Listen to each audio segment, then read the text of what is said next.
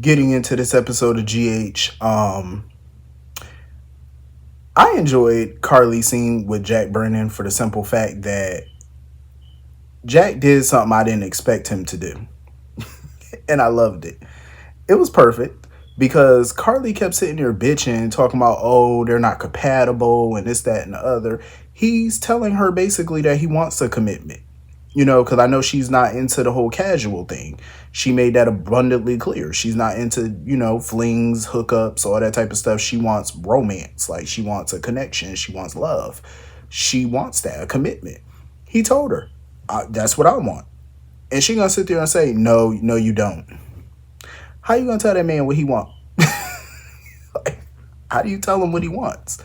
I think he would know what he wants because honestly, I think he genuinely liked Carly. I think he genuinely has developed feelings for her, but she's making this so damn difficult. Talking about their differences and stuff like that. And I love when she mentioned that they're not compatible and they have too many differences and stuff. I love how he looked at her and told her, take care of yourself, and got up and walked away. When I seen her mouth open, I said he gagged the shit out of her because she wasn't expecting that. Carly is used to dudes constantly begging her, chasing her. She's used to the chase. You know what I'm saying? Dudes, her turning somebody down or saying we're different, we're this, that, and the third, maybe we shouldn't be together. She's used to that. Dudes nipping at her heels. Jack is not that dude. Like, he actually has a backbone with her. You know what I mean? Like, he's disciplined. He's not going to put up with her shit like that. Sonny and Jason and everybody else, and Jax might have put up with it, but he's not that dude. And I love how he just got up and walked away. Exactly. Anybody fixing to beg you? Like, absolutely not. And I'm glad he did that. Good for him. Good for him. Nope. When she ready to be a big girl and, get into a relationship with him, she can call him or come see him. Until then, stay over there. Because I wouldn't keep begging, so I'm glad he didn't. He told her that he was ready, and she kept trying to flip it, so it is what it is. Moving on from that. Josslyn, I still can't wrap my head around her being a WSB agent or training for it. I can't picture it. But from what I've seen today, she definitely got some potential. She do. I liked her scenes with her handler. What's his name? Vaughn. I could definitely feel some tension between them. And I don't mean, angry tension. I mean some sexual tension. I could feel it. And I seen that with them. I could see them definitely getting down at some point. He was doing the typical shit, kind of getting on her because she's some little rich girl. And, he felt like being a part of the WSB is not for the weak at heart. Like, if you're going to be in it, it's going to corrupt you. Like, it's going to make you do some things that, you never thought that you would do. Look at Anna. Look at Robert. That's why I have misgivings about her joining, because she's talking about, oh, this is for, justice and stuff. He wasn't buying that. He was like, get on out of here, because you're an idealist, so get on up out of here with that. I ain't mad at it because Josslyn doesn't know. Getting involved with the WSB is big business. You know what I'm saying? Like, it's going to challenge the hell out of you. It's going to test you in ways you have never been tested. Some good, some bad. That's why I think it would have been in her best interest to, talk to Anna or something about that, even though I know for right now she can't. But she got to make damn sure she really want to do this, because the WSB can chew you up and spit you out. They can turn on you if they feel like it'll suit their need. Look what they did to Anna. Like, it's no joke. It is no joke. That is a lifetime commitment joining that organization. So she better be damn sure. But I like how when he took her down twice, she ended up kneeing him in the groin. Because she was like, he was telling her, oh, you got to do whatever it takes. You can't fight fear or whatever. And she showed him that she don't need to fight fear either. She could play dirty too. Kicked him right in his little gonads. I could definitely see the tension between them. Like, they're going to end up developing some feelings for each other before long. Moving on from that. At this point, even though I feel like it's not any of Lulu's business per se, like, I feel like it's not really her story to tell as far as Geo is concerned. It's not. But would I be mad if she told Dante? Not really. because obviously Lois has no intention of doing so. BOQ has no intention of doing so. They had years to tell this man that he had a child. They chose not to, even though I hate this rewrite. But they had chances to tell him, never did, and it doesn't seem like they want to tell him. So somebody got to tell him. So I wouldn't be mad if Lulu did it. Knock yourself out. You know, knock yourself out. But she has to be prepared for the outcome because I feel like Dante could end up shooting the messenger. He could get so upset that he could take it out on Lulu, blame her. You know what I'm saying? Like, you got to ask yourself that question. Is it that important for you to tell? Like, do you really want to deal with that? I say she should. Why not? Get this dumb thing over with. Because I'm tired of him dragging this shit out.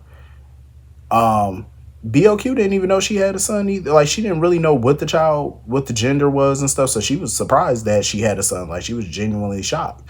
As we all know, she never, held the child. And after she gave birth, she just gave the baby to Lois. And Lois did what she had to do.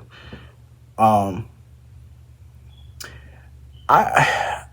really having a hard time feeling bad for BOQ in this story because I really don't. Like her sitting there talking about, oh, she wanted to give her child a better life because she wasn't ready to be a parent. Better life. Usually people who say that are people who are broke and they can't afford a child.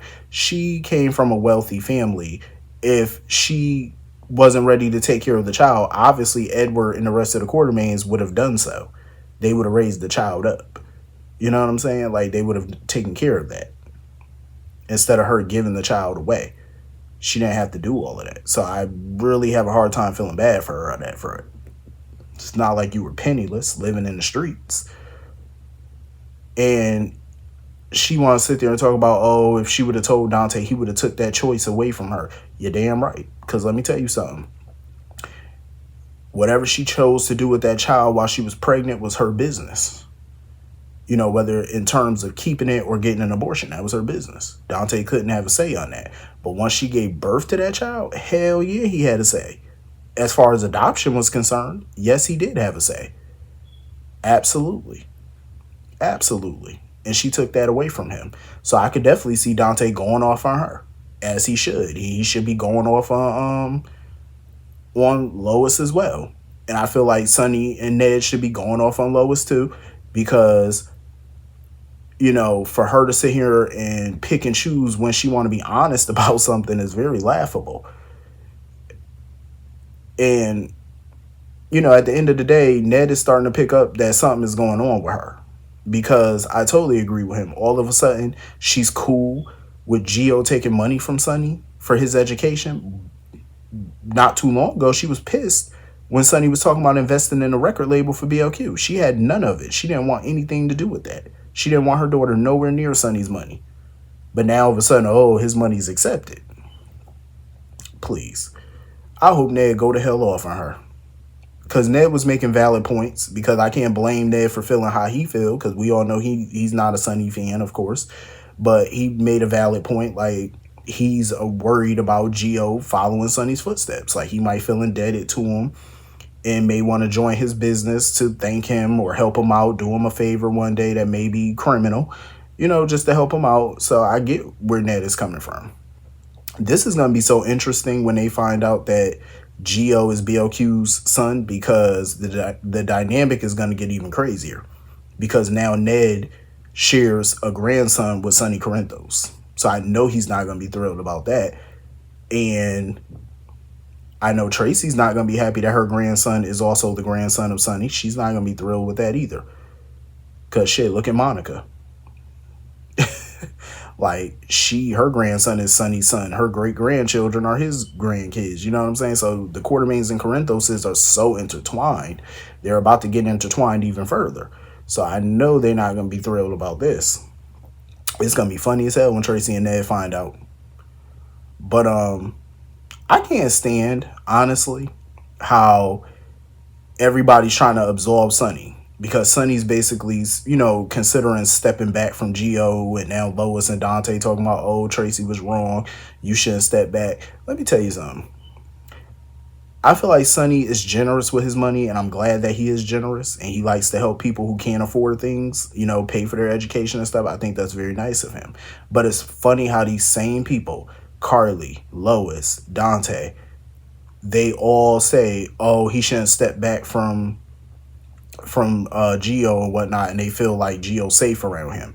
But when shit hit the fan and somebody gets hurt because of Sonny's business, who's the first person that they run to and blame and curse out? Sonny. So it's kind of ironic and funny that now all of a sudden, no, you should be around him. You're not a danger. He's safe. Okay. Okay. So when that boy take a bullet, I don't want to hear a damn word.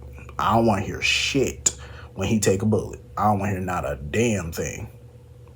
Don't want to hear it. He get burnt up in a fire at Sonny house. I don't want to hear it. I don't want to hear nothing. They better not fix their mouth to blame him. Better not. And for Dante to sit there and say, "Oh, me, Jason, and Mike are lucky to have you." Okay. Okay.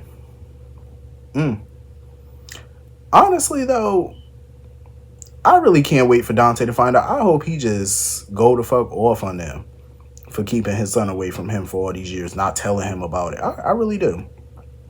I know he gonna be super pissed. And as far as him and Lulu, if they are planning on putting him and Lulu back together, I hope it's no time soon. I hope the hell not. Because Lulu is too much right now. And I know Dante ain't got time for that headache. She is. She's just too much. And I feel like Lulu really hasn't learned anything in all her years in a coma. She seemed like she got worse in personality since she was in that coma compared to how she was before. I mean, she was a piece of work before, but now, I don't know, she just seemed different. Like, she just got bad. Like, just worse than before. So, Dante might want to rethink getting back with her in the future. Even though I'm pretty sure it's probably going to happen, but I just hope they slow burn that until she can get some act right, or at least be decent. So, anyway, moving on from that. So, apparently Michael is doing well at his facility or whatever. He called Carly and told her that the progress was going good and stuff, so he might be home soon. Carly, I can't, and I wouldn't blame Sonny if he went off on Carly too, because Carly now knows that he has a grandson and she's not telling him about it. So I wouldn't blame him if he got pissed off at her for knowing and not telling him, because she probably gonna be like, "No, I didn't want to." She gonna come up with a million excuses as to why she didn't tell him, but all those excuses are gonna be BS. Total BS. So anyway, moving on from that, I was surprised that Alexis sat there telling Sidwell all of what happened with her and Helena and her mom back in the day, and I was surprised she was telling him that, because even he was surprised that she's telling a stranger all of this information. And I'm pretty sure he probably could have Googled a lot of that anyway. I'm pretty sure it's public knowledge, or at least the rumors and all that stuff is on the internet somewhere for him to Google. But he's definitely setting Alexis up with that dagger. Her putting her fingerprints all up there and him just picking it up with a napkin. I said, now who the hell you gonna stab with that dagger and you gonna frame Alexis for this? Why Alexis always getting framed for something? I swear to God, it's like every other year they find a way to frame her for a crime. Ridiculous. And I wonder where the hell he got that dagger from, because Alexis says she threw that shit in the harbor. It should have been at the bottom of the ocean. So who fished it out? I mean, the harbor is huge, so who could have possibly went down there and got it and put it in Windermere of all places? Like, that's what I want to know. I'm telling you, I'm getting more and more suspicious of Sidwell, wondering if he's a Cassadine, because he's giving me those vibes like he may be secretly a part of that family somehow, some way. But I'm curious as to why he would go after Alexis or try to use that knife to set her up. Like, I'm pretty sure that's what he about to do. So anyway, moving on from that, I am so freaking glad Isaiah got to see Jordan just looking regular. She looked good, even with the beauty mask on. She looked good as hell, because she was, all worried about her looks. Like, she was like, "Oh, I'm all dressed down, and I got sweats on, I got this on." I'm like, so you still look good as shit. Like, even when she just regularly dressed around the house, she still looked gorgeous. I love that they started making out and stuff like that. He knew how to cook too, and she barely had any food in the house, and he made some pasta out of what she had. Now that's a skill. That is dope right there. That's That's something she need to get with. Like, seriously. So I'm glad that their relationship is progressing, but he still hung up on the Sidwell situation. And I'm glad that Jordan stuck to her guns, though. I mean, I understand his concern, but I'm glad that, she stood on her business, because at the end of the day, this is what she wants to do. And nobody's going to talk Jordan out of it. And she made it abundantly clear to him, if you can't accept me going undercover, basically to take Sidwell down, I'm giving you an out. You can leave now. You don't have to be a part of it, because he's not going to talk her out of it. That's not going to happen. So that's what he thought. He guessing. Jordan's mind is very much made up. So he could cancel Christmas on that one. But anyway, that was pretty much the whole episode. Hit the comments. Let me know what you all thought, and I will see you all later. Peace.